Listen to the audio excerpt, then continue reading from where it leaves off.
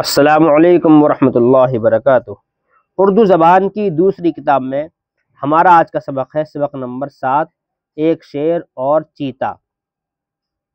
Number 1، ایک شیر اور چیتے نے متفق ہو کر بڑی کوشش اور دوڑ دھوپ کے بعد ہرن کا بچہ شکار کیا۔ حصہ تقسیم کرتے وقت دونوں میں انبن ہو گئی۔ نمبر 2، تھے دونوں غصہ ور، یہاں تک نوبت پہنچی کہ ایک نے دوسرے پر حملہ کیا اور خوب کشتم کشتہ ہوئی۔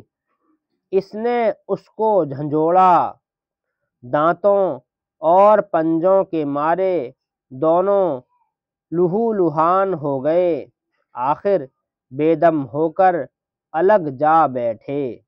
نمبر 3، اتنے میں ایک لومڑی جو اسی طاق میں بیٹھی تھی چپکے سے آئی اور شکار اٹھا کر چمپت ہوئی۔ ان دونوں میں اتنی سکت کہاں باقی تھی کہ اس سے اپنا شکار چھین لیتے۔ نمبر 4،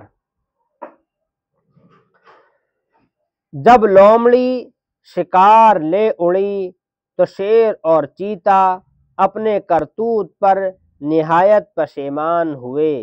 شعر: جو غصے میں آپے سے باہر نہ ہوتے، جو غصے میں آپے سے باہر نہ ہوتے، تو یوں زخم کھاتے نہ مال اپنا کھوتے۔ یاد کرو ہجے اور معنی۔